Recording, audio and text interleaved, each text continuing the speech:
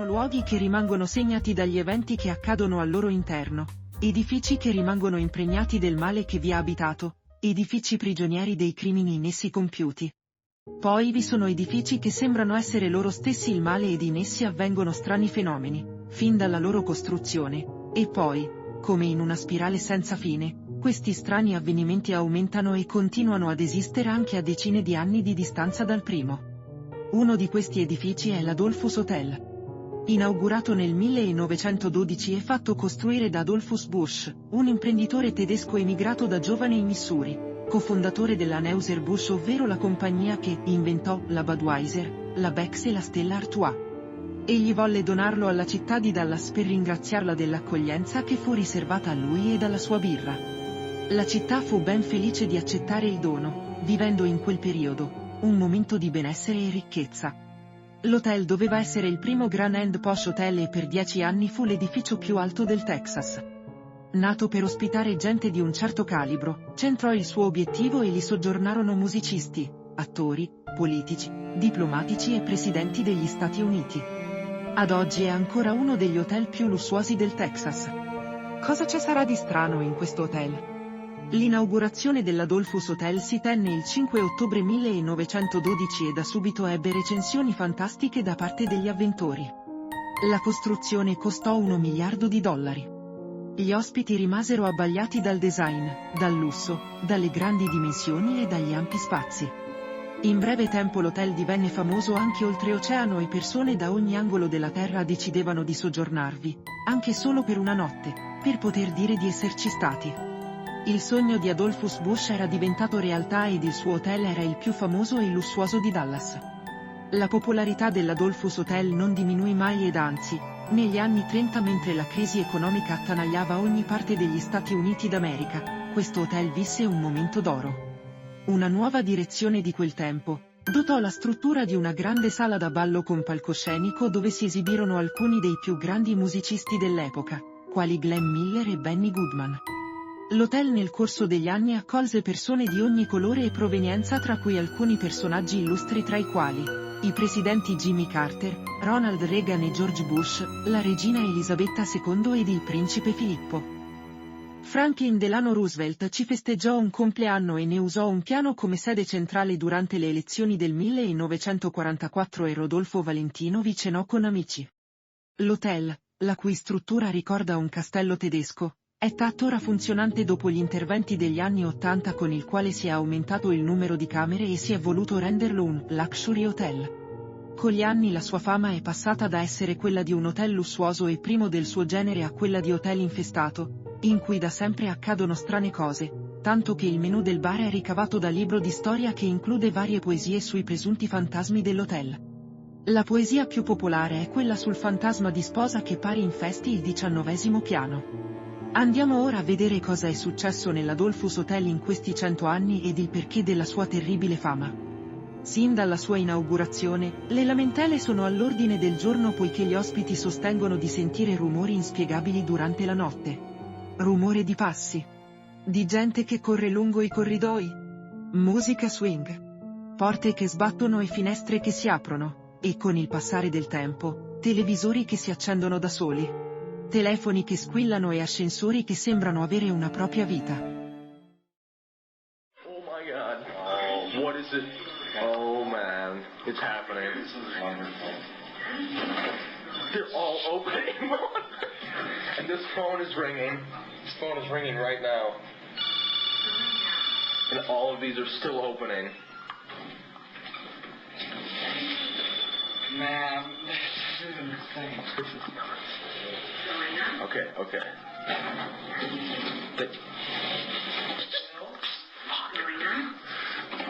God. Inoltre, gli ospiti si sentono seguiti ed osservati. Alcuni giurano di aver sentito qualcuno toccargli una spalla facendo tap tap. Mentre molti sentono rumori come di grandi feste provenire dal 19° piano. Negli anni 20 al 19° piano era situata la grande sala da ballo, alla quale si accedeva tramite una scala. Ed è proprio dalla scala che si sentono arrivare i rumori di festa e la musica. 2 settimane dopo l'apertura, il 20 ottobre del 1912, avvenne la prima assurda tragedia. un cameriere italiano, appena trasferitosi da Chicago per lavorare all'Adolphus Hotel, si sta dirigendo verso uno degli ascensori, quando sentendosi chiamare, si volta per rispondere continuando a camminare all'indietro per i pochi passi che lo separano dall'ascensore. Che però è già partito. Il ragazzo cade per 3 piani, frantumandosi il cranio. Muore 2 ore dopo all'ospedale. Appena 7 mesi, nel maggio del 1913, un assicuratore di 45 anni del New Hampshire soggiorna, per lavoro, all'Adolphus Hotel. Dopo aver cenato, lui ed alcuni colleghi decidono di andare a fare 2 passi, ma durante la passeggiata l'uomo si accascia sulla strada dicendo di non sentirsi bene. Torna all'albergo aiutato dai colleghi, che lo riportano in camera, ma mezz'ora dopo verrà trovato morto. La causa della morte fu indicata come grave indigestione ed apoplessia. Da notare che all'epoca il termine apoplessia poteva indicare un infarto o più in generale morte improvvisa. Nel 1915, un giovane che lavorava per un'azienda di cemento dell'Iowa lascia, scusandosi, un incontro di lavoro iniziato da poco per tornare in camera propria. Dopo poco si getta sul letto in preda alle convulsioni e, quando gli altri, preoccupati nel non vederlo tornare, vanno a controllare, lo trovano morto. Nel bagno viene trovata una bottiglietta vuota per 1/3 con sopra un'etichetta con scritto veleno. Nella stanza trovano anche un biglietto indirizzato al patrigno del ragazzo, su cui è scritto: "Ho preso la bottiglietta sbagliata. Voglio bene a tutti voi". La bottiglietta era uguale identica a quella del colluttorio. Il giorno di Santo Stefano del 1917, uno dei ragazzi addetti agli ascensori esce dall'ascensore e fa scendere gli ospiti al 6° piano, giratosi per rientrare nell'ascensore. Precipita per 30 metri spaccandosi il cranio e spezzandosi entrambe le gambe perché l'ascensore non c'era più. Muore sul colpo. Siamo ora nel gennaio 1920 quando un autista della Bauer Auto Rent Company viene ucciso con 3 colpi di pistola da uno degli autisti dell'Adolphus Auto Rent Company. Assistono circa 20 testimoni.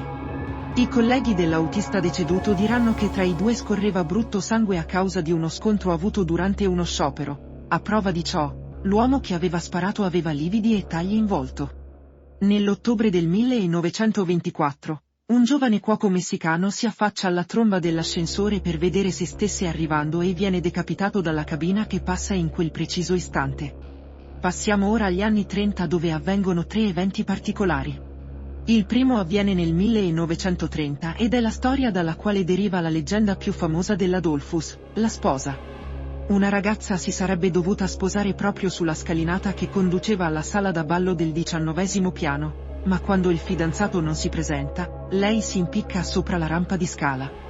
Da allora sono molti gli avvistamenti del suo fantasma, specialmente durante le feste, oltre al suono di donna che piange, passi veloci nel corridoio. Pare che ad accompagnare la visione della sposa, ci sia il suono di un carillon. Sempre nel 1930, una modella deve incontrare un designer per parlare delle sfilate primaverili, ma quando arriva alla stanza dell'uomo, lui non c'è. La modella vede che una delle zanzariere è strappata ed avverte il personale che si mette alla ricerca dell'uomo. Trovano il suo corpo in un pozzo di aerazione. La modella dice alla polizia che l'uomo, negli ultimi tempi, sembrava essere un po' giù di morale e la polizia cataloga la sua morte come suicidio. Ciò che è strano è che l'uomo si sarebbe lanciato dall'8° piano, perforando il tetto di ferro zincato del cortile sottostante per poi finire nel condotto di aerazione, scendere ancora un po' e fermarsi perché incastrato nelle pale del ventilatore. Un po' strano, vero? Invece nel 1933, un bambino di 2 anni si arrampica sul davanzale della finestra della camera per vedere una band che sta suonando in strada, la zanzariera si stacca ed il bambino precipita per 12 piani. Nonostante i tentativi di un uomo del personale di salvarlo, il bambino muore. Siamo nel 1940 quando avviene un altro strano fatto. Un uomo di 50 anni si lancia dalla finestra della sua camera all'11° piano, dopo aver urlato per un paio di minuti il "per favore, qualcuno mi salvi", mentre era affacciato alla finestra, circondato da fumo. Sulla strada si raduna una folla che vede l'uomo saltare con i vestiti in fiamme e morire sul colpo, dopo aver colpito il marciapiede. Pensando ci fosse un incendio, le persone chiamano i vigili del fuoco che quando arrivano all'11° piano, non trovano alcun incendio. Qualche anno più tardi, un uomo di Dallas si addormenta fumando. Si sveglia all'improvviso perché si accorge che le lenzuola e la coperta del letto stanno bruciando, le prende, le mette nella vasca da bagno e le bagna. Sicuro di aver risolto la situazione, torna a dormire. Ma il fuoco divampa di nuovo e l'uomo muore soffocato dal fumo. Nel 1955, una cameriera entra in una stanza per rifarla e trova un uomo di 26 anni di Houston, morto. La causa della morte è alcolismo acuto. È il 1959 quando viene ritrovato il corpo di una prostituta 25enne, sul fondo di un minuscolo cortile, 14 piani più in basso della sua stanza. Il dettaglio macabro è che il corpo, nel cadere, sbatte da una parete all'altra.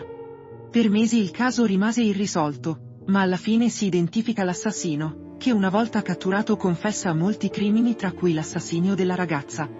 Il 15 marzo del 1971 un ospite deve caricare nell'ascensore la propria attrezzatura musicale e chiede al portiere se può guardare se la cabina si trova al secondo piano. Il portiere conferma, si volta per entrare nell'ascensore, che non c'è più.